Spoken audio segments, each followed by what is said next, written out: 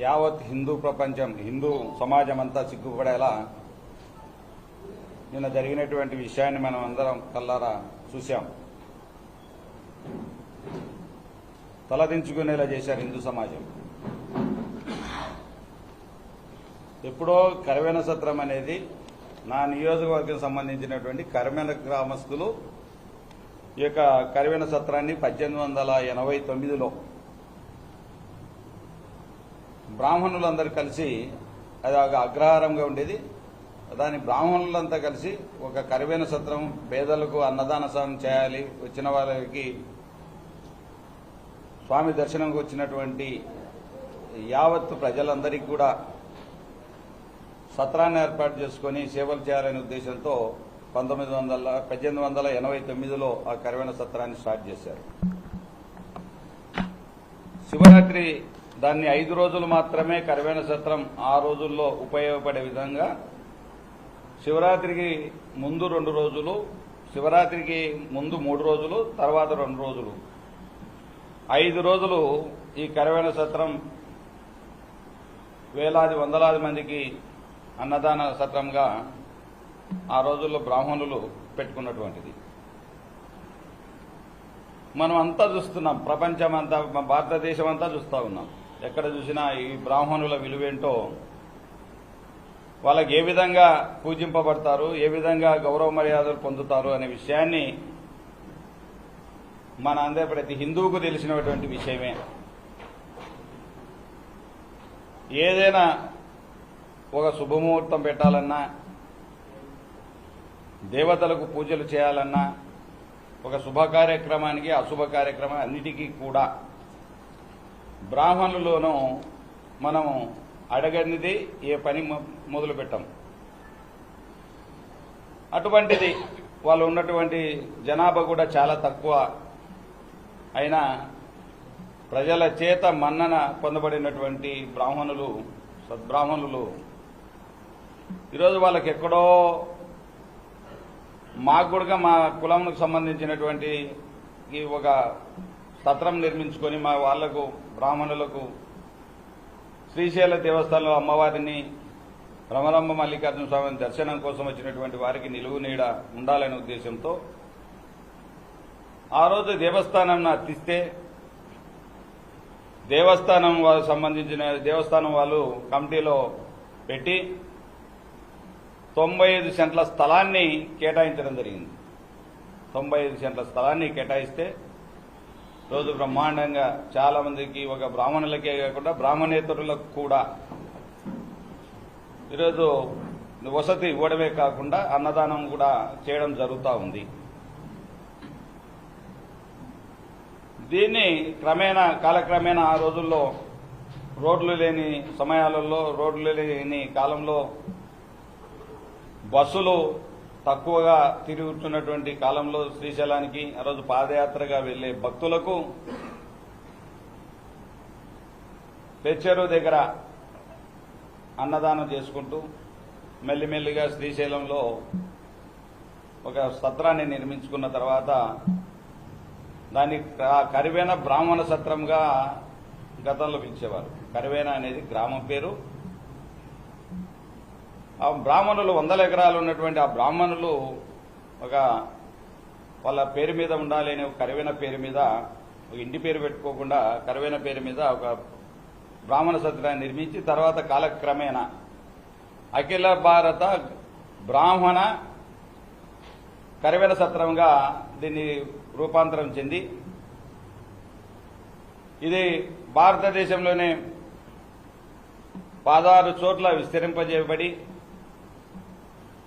ఎన్నో చోట్ల రామేశ్వరం కావచ్చు, కాశీ కావచ్చు, ప్రయాగ కావచ్చు, షిర్డీ కావచ్చు, ఎన్నో చోట్ల ఇటువంటి బ్రాహ్మణ సత్రాలు ఒక 16 శాఖలుగా ఏర్పడి ఈరోజు అన్నదాన సత్రాన్ని బ్రాహ్మణులందరూ కలిసి కూడా ఐకమత్యంగా జరుపుకుంటున్నారు. ఈ బ్రాహ్మణ సత్రానికి డాక్టర్ శ్రీనివాస్ గారు ప్రెసిడెంట్గా, డాక్టర్ వేణుగోపాల్ గారు సెక్రటరీగా, ఇద్దరు కూడా డాక్టర్లే, మిగతా కమిటీ సభ్యులందరూ కూడా కలిసి భక్తుల చేత విరాళాలు తీసుకొని 69 రూములను నిర్మించుకొని ఈరోజు బ్రహ్మాండంగా సేవలు చేస్తూ ఉన్నటువంటి ఈ యొక్క కరివెన సత్రాన్ని దుర్మార్గంగా ఈ యొక్క కూటమి ప్రభుత్వం ప్రజలను రక్షించాల్సింది పోయి సద్బ్రాహ్మణులైనటువంటి బ్రాహ్మణులకే ఈరోజు నిలువు నీడ లేకుండా చేయాలనే ఉద్దేశంతో గతంలో రామారావు గారు ఉండేటప్పుడు ఈ కరివెన సత్రానికి కొంత పడమర భాగంలో పర్మిషన్లు ఇచ్చి తూర్పు భాగంలో పర్మిషన్ల కోసం అప్లై చేస్తే దాంట్లో చాలా మండపాలు నిర్మించాలనే ఉద్దేశంతో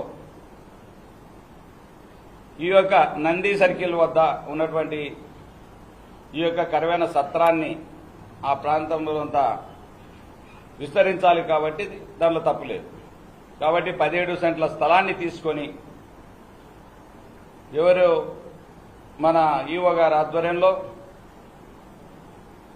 17 సెంట్ల స్థలాన్ని తీసుకొని మీరు మార్కింగ్ ఇచ్చి ఈ నరసింహారెడ్డి గారు మిగతా భాగాన్ని మీరు కూడా నిర్మించుకోండి అని చెప్పి ఆ రోజు పర్మిషన్లు ఇస్తే ఈ బ్రాహ్మణ సంతకం సంబంధించినటువంటి వాళ్ళందరూ కలిసి దాతల సహకారంతో దాన్ని నిర్మించుకోవడం జరిగింది. ప్రహరీ గోడ నిర్మించుకోవడం జరిగింది. ఈ ప్రహరీ గోడను దుర్మార్గంగా ఒక నోటీసు లేకుండా ఇది ఎమ్మెల్యే ఆధ్వర్యంలో నిన్న ఎమ్మెల్యే గారు అక్కడనే ఉండటం, ఈ చంద్రశేఖర్ రెడ్డిని ఏసీ గారు స్వయాన ఎమ్మెల్యే గారు వేయించుకున్నటువంటి వ్యక్తి చంద్రశేఖర్ రెడ్డి గారు. ఇది ఈవో గారి పర్మిషన్ లేకుండా నోటీసు లేకుండా కరివెన సత్రం సంబంధించినటువంటి వాళ్లకు ఎక్కడ కానీ నోటీసు ఇవ్వకుండా దుర్మార్గంగా ఎమ్మెల్యే ఉండగానే ఎమ్మెల్యే అనుమతితోనే ఎమ్మెల్యే గారి ప్రోద్బలంతోనే అక్కడ నిన్న 6:30-7 గంటలకు ప్రొక్లైన్ల ద్వారా ఈ ప్రహరీ గోడను కూల్చడం జరిగింది. నేను అడుగుతా ఉన్నా, సనాతన ధర్మం అని చెప్పే ఇక పవన్ కళ్యాణ్ గారు, మేము దేవాలయం రక్షిస్తాం, ఎక్కడ లేనటువంటి జగన్మోహన్ రెడ్డి గారు పాలనలో దేవాలయాలన్నీ నాశనమయ్యాయి, మేమేదో రక్షిస్తామని చెప్పినటువంటి పెద్ద మనుషులు ఇదేనా మీరు రక్షించడం? బ్రాహ్మణులకు ఉన్నటువంటి ఒక సత్రాన్ని కూలగొట్టడమేనా అని మేము ప్రశ్నిస్తా ఉన్నాం. దీన్ని తీవ్రంగా వ్యతిరేకిస్తా ఉన్నాం, దీన్ని తీవ్రంగా ఖండిస్తా ఉన్నాం. దీన్ని అవసరమైతే మీరు మళ్లీ బుద్ధి తెచ్చుకొని ఆ బ్రహ్మరమ్మ మల్లికార్జున స్వామి సాక్షిగా మీరే నిర్మించి ఇవ్వాలి బ్రాహ్మణులకు. మీరు తప్పకుండా ఇవ్వకపోతే దీన్ని ఎందాకైనా వదిలిపెట్టే ప్రసక్తి లేదు. మా జగన్మోహన్ రెడ్డి గారికి కూడా వీళ్ళకు అండగా నిలబడేదని మాకు ఫోన్ల ద్వారా తెలియజేయడం జరిగింది. సజ్జల రామకృష్ణారెడ్డి గారు మాట్లాడడం చూస్తా ఉన్నాం. ఈరోజు దుర్మార్గమైనటువంటి హిందూ సమాజం సిగ్గుపడే విధంగా, హిందూ సమాజం అవమానించే విధంగా చేస్తున్నటువంటి చేష్టలు చూస్తూ ఉంటే ఈరోజు బాధేస్తా ఉంది. వాళ్ళకి ఉన్నటువంటి ఎకరాలో 1000 గజాలు 17 సెంట్లు లాక్కున్నారు, దాదాపు 800 పైన గజాలు. మళ్ళీ అది కాకుండా ఉన్నటువంటి వాటిని కూలగొట్టడం. ఈరోజేమో కాలేజీలకు, గీతం యూనివర్సిటీకేమో 1000 కోట్ల ఆస్తి కట్టబెడతా ఉన్నారు. ఇక్కడేమో బ్రాహ్మణులకు ఉన్నటువంటి కొన్ని సెంట్ల భూమిని లాక్కుంటా ఉన్నారు. ఇదేనా మీ సనాతన ధర్మం అని అడుగుతా ఉన్నాం. సనాతన ధర్మం అంటే అర్థమేమో చెప్పాల్సిన అవసరం ఉంది. ఈరోజు తిరుపతిలో కల్తీ నెయ్యి, కల్తీ ఎంత వీళ్ళని అంటా ఉంటే వీళ్ళు భగవంతుడు కూడా క్షమించాడు వీళ్ళను. హిందువుల యొక్క మనోభావాలను దెబ్బతీసే విధంగా ఇది జంతువుల కొవ్వుతో తయారు చేసినటువంటి లడ్లు అని చెప్పి ఈరోజు భక్తుల మనోభావాలు దెబ్బతినే విధంగా ఈరోజు ప్రవర్తిస్తున్న తీరు చూస్తా ఉంటే ఎంతో బాధ కలుగుతా ఉంది. ఒక హిందువులు పోయిండి దేవుణ్ణి ఎక్కడ చూసినా అపాసుపాలు చేసే విధంగా ఈరోజు తిరుపతి అంటే ప్రపంచ పుణ్యక్షేత్రంగా వర్ధిల్లుతున్నటువంటి తిరుపతిని ఈరోజు అపాసుపాలు చేస్తా ఉన్నారు. ఈరోజు ఎవడైనా ఏ బుద్ధి ఉండేవాడైనా సరే, ఏ పార్టీ వాడైనా సరే భగవంతుని విషయాల్లో రాజకీయాలు పక్కబెట్టి ఏదైనా పొరపాటున మాట్లాడింటే భగవంతుడా నన్ను క్షమించండి, పొరపాటున మాట్లాడానో తెలిసో తెలియక అని చెప్పి ఒక ముక్కు చెంపలేసుకొని ఈరోజు హిందూ సమాజానికి క్షమాపణ కోరవలసిన అవసరం ఉంది. హిందూ సమాజాన్ని కోరకపోతే భగవంతుడు మిమ్మల్ని క్షమించడు. ఎందుకంటే మీరు భగవంతుని అపాస్పాలు చేస్తా ఉన్నారు. ఈరోజు మల్లికార్జునుడు కావచ్చు, తిరుమలేశ్వరుడు కావచ్చు, ఈ దేవాలయకున్న పవిత్ర క్షేత్రాలుగా ఈరోజు భారతదేశంలోనే పేరెన్నికగన్నటువంటి క్షేత్రాలు భ్రమరాంబ మల్లికార్జున స్వామి కావచ్చు, తిరుమలేశ్వరుడు కావచ్చు. ఆ విధంగా పేరికగన్నటువంటి ఒక దేవస్థానాల్లో ఇలాంటి జంతువుల కొవ్వు నెయ్యి రూపంలో ఉంది అంటే భక్తులు తిన్నటువంటి భక్తులు ఎంత ఆవేదన చెందుతారనే విషయాన్ని మర్చిపోయి దీన్ని కేకలేసుకుంటా ప్రతి చోట్ల ప్రెస్ మీట్లు పెట్టుకుంటా ఒక జగన్మోహన్ రెడ్డిని టార్గెట్ చేయాలనే దురుద్దేశంతో ఎక్కడే గాని ఈరోజు సుప్రీంకోర్టు కూడా ఈ సిబిఐ కూడా చెప్పలేదు. ఎక్కడే గాని కల్తీ నెయ్యి జంతువుల కొవ్వు కలవలేదు అని చెప్పి క్లియర్ గా చెప్పినా బుద్ధి లేకుండా మళ్ళా నాయకులకు పర్మిషన్ ఇచ్చి అడ్డగోలుగా ఈరోజు ఎక్కడ చూసినా ఈ నియోజకవర్గాల్లో ఏ నాయకుడు చూసినా లడ్డు పైన మాట్లాడుతూ ఉన్నారంటే ఈ యొక్క సనాతన ధర్మం ఏమైంది, ఈ హిందువుల యొక్క మనోభావాలు ఏమైనాయి, మా హిందువులు మనోభావాలు దెబ్బతినవా అని మేము ప్రశ్నిస్తా ఉన్నాం. కాబట్టి ఇప్పటికైనా బుద్ధి తెచ్చుకొని మీరు క్షమాపణ చెప్తారా, లేదంటే ప్రజలు మిమ్మల్ని నిలదీసే రోజు దగ్గరలో పడింది. ఎప్పుడే గాని ఎవరైనా సరే, ఏ పార్టీ వారైనా సరే, దేవుని విషయంలో మీరు వాళ్ళ జోలికి వెళ్తే, భగవంతుని జోలికి వెళ్తే పుట్టగతులు ఉండవు. ఇది మాత్రం వాస్తవం. దీన్ని ఇంకా రాజకీయం చేయడం మానుకోండి. జగన్మోహన్ రెడ్డి టార్గెట్ అయితే జగన్మోహన్ రెడ్డి గురించి మాట్లాడండి తప్ప మీరు అనవసరమైనటువంటి కల్తీ నెయ్యి అని చెప్పి ఎన్నో రకాలుగా రాజకీయంగా ఎదుర్కోవాలి తప్ప ఈ జంతువులకు ఒకటి ఎంత ఎవరికైనా తినేవానికి నేను చాలా మంది వెజిటేరియన్స్ ఉన్నారు.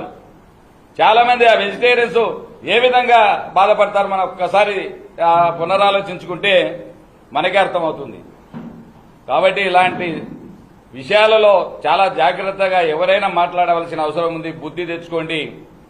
ఈరోజు ఈ యొక్క కరివెన సత్తరంలో విషయంలో కూడా ఇప్పటికైనా మేల్కొని వెంటనే ఆ ప్రహరీ గోడను దేవస్థానమే నిర్మించి ఇవ్వాలి. తప్పకుండా డిమాండ్ చేస్తా ఉన్నాం.